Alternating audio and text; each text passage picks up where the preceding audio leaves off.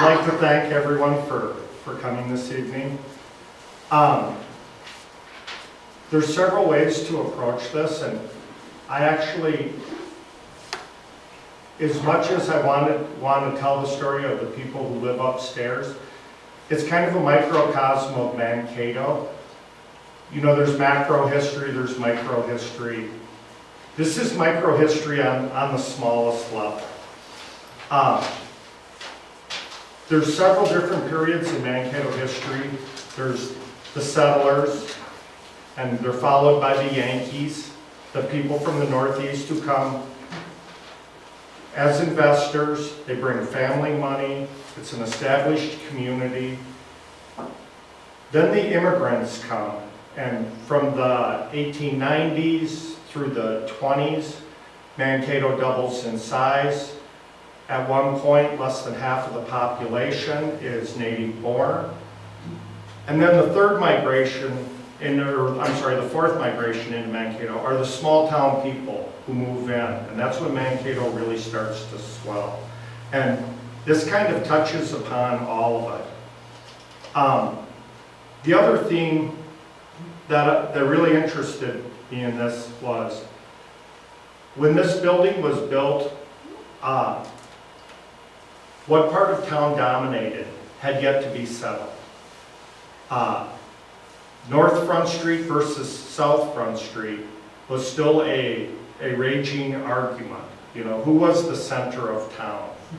And when you look at the buildings, it really reflects the competition that was going on.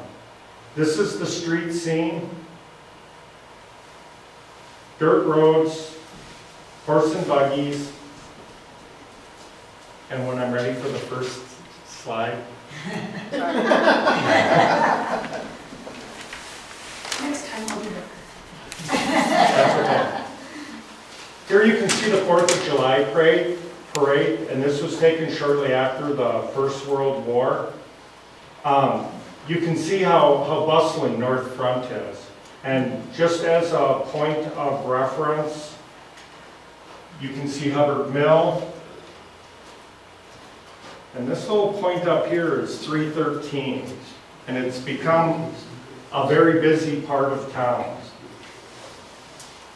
Go ahead. This is 329 North Front. It's Wenzel Huddle's Tailor Shop. But actually the property is owned by the Huntsman family and the Heinzman family. And they are original settlers, and they first built a log house and then a clapboard house at 325. When their daughter married, they took over the house, they started a tailor shop out of there, and with the money they had saved, they built 329, and she continued after his death. She remarried. She continued to live there till 1935.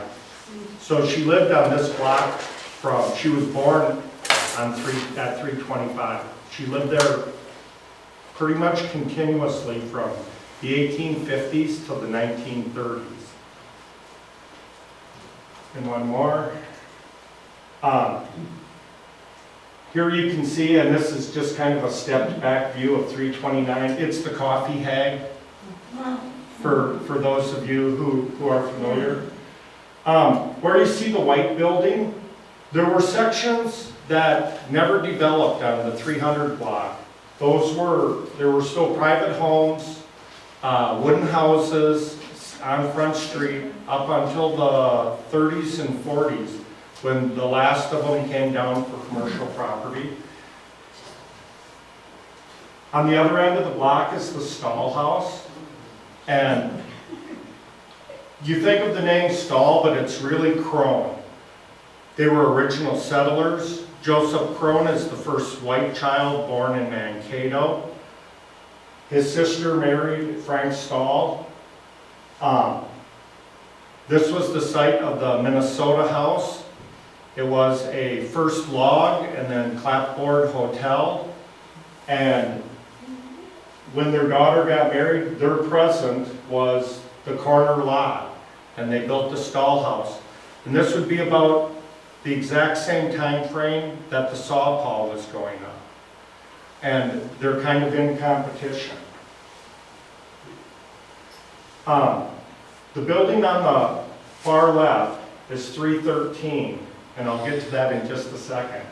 But the building at 311 right next to it is Frank Krohn's General Merchandise Store. And that dates all the way back, the brick building itself dates back to 1877.